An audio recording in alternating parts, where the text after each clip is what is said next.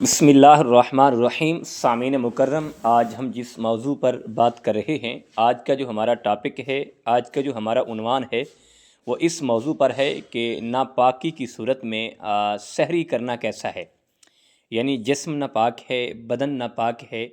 تو ہم نے اس سے سحری کر لی، روزہ رکھ لیا، اس بارے شرعی حکم کیا ہے؟ کیا اس حالت میں سحری کرنا جائز ہے یا ناجائز ہے؟ اور روزہ رکھ لیں تو روزہ ہوگا یا نہیں ہوگا؟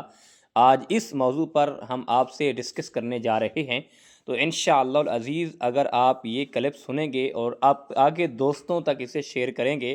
تو آپ کے ذہن میں جو یہ غلط فہمیاں ہیں، جو آپ کے ذہن میں وسوسہ پیدا ہوتے ہیں کہ ہمارا روزہ ہوگا یا نہیں ہوگا، ہم سحری کر سکتے ہیں ناپاکی کی صورت میں یا نہیں کر سکتے، تو یہ ساری چیزیں جو ہیں آج آپ کے دماغ سے ختم ہو جائیں گی، اور یقیناً اس کلپ کا آپ کو بہت بڑا فائدہ ہوگا۔ اور دیکھیں، سب سے پہلی بات تو یہ ہے کہ جب جسم ناپاک ہے، بدن ناپاک ہے، مثال کے طور پر غسل فرض ہو گیا ہے، یعنی غسل کی حاجت ہو گئی ہے، یا اطلام کی صورت ہو گئی ہے، یا میاں بیوی نے صحبت کر لی ہے، ازواجی تعلق قائم کر لیا ہے، تو اس میں یہ ہے کہ کوشش یہ کریں کہ جتنا جلدی ہو سکے غسل کر کے اپنا جسم اور بدن پاک رکھیں، کیونکہ اس کی وجہ ایک تو یہ ہے کہ زندگی کا پتہ نہیں ہے، اور انسان پہ موت بھی آ سکتی ہے، اور کئی تکلیف میں بھی مبتلا ہو سکتا ہے، تو لہٰذا یہی چاہیے کہ جب انسان کا جسم ناپاک ہو جائے، بدن ناپاک ہو جائے، تو اسے فوری پاک کر لینا چاہیے۔ اور رہی بات روزے کی، سحری کرنے کی کہ سحری ہوگی یا نہیں ہوگی، تو اس میں یہ ہے کہ اگر جسم ناپاک ہو گیا ہے، بدن ناپاک ہو گیا ہے، مثال کے طور پر رات کو انسان سویا ہے، اطلام ہو گیا ہے، یا میاں بیوی نے صحبت کی ہے، کہ اس صورت میں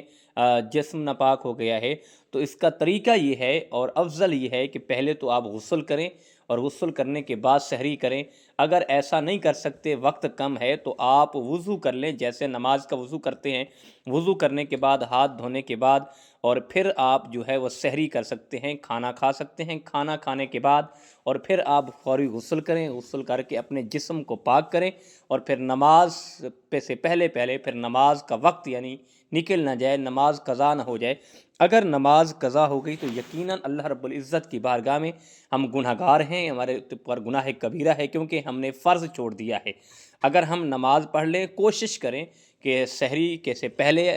جسم کو پاک کر لیں، غسل کر لیں، اور اگر لیٹ ہے، وقت کم ہے، تو پھر آپ پہلے وضو کر کے آپ اچھے طریقے سے ہاتھ دھو کے آپ سحری کر سکتے ہیں، اور سحری کرنے کے بعد فوری آپ غسل کریں، غسل کرنے کے بعد آپ پھر مسجد کی طرف لوٹ کر جائیں، وہاں جا کر نماز پڑھیں، رب ذوالجلال کی بارگاہ میں سجدہ کریں، ذریعہ گاری کریں، رب ذوالجلال سے اپنی زندگی کی خیر مانگیں، اپنی آخرت کی خیر مانگیں، اپنے رزق مانگیں، اور اپنی بھلائی مانگیں، تو یقیناً اللہ رب العزت کی ذات بڑی بے نیاز ہے، بڑا رب کریم ہے۔ اگر رب ذوالجلال کی بارگاہ میں گڑ گڑا کر دعا مانگو گے تو رب عطا فرما دے گا۔ میرا اللہ تو 70 ماؤں سے بھی زیادہ اپنے بندے سے پیار کرتا ہے، لیکن پھر بھی یہی عرض کرتا ہوں کہ رمضان المبارک کی جو برکتیں ہیں، جو شانیں ہیں، تو یہ ہمیں زندگی میں موقع مل رہا ہے، رمضان المبارک کی برکتیں ہمیں نصیب ہو رہی ہیں، تو ہمیں اس سے فائدہ اٹھانا چاہیے، ہماری آخرت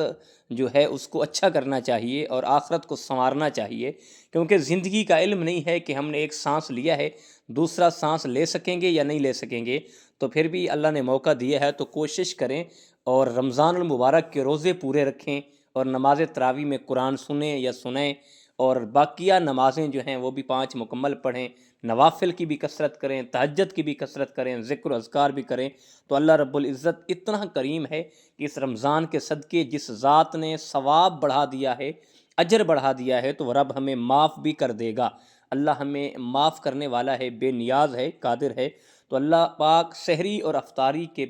وقت میں اتنے لوگوں کی بخشش فرماتا ہے کہ جتنا ہماری سوچ نہیں ہے، تو دعا مانگے مولا ہمیں بھی انہی لوگوں میں شامل کر لے، مولا ہماری بھی بخشش فرما دے، ہم بھی تیرے بندے ہیں، گناہ گار ہیں، خطا کار ہیں، سیاہ کار ہیں، اسی رمضان کے صدقے میں جیسے تو گناہ گاروں کی بخشش فرماتا ہے، مولا اسی لسٹ میں ہماری بھی بخشش فرما دے۔ اللہ پاک عمل کی توفیق عطا فرمائے، وما توفیقی الا باللہ۔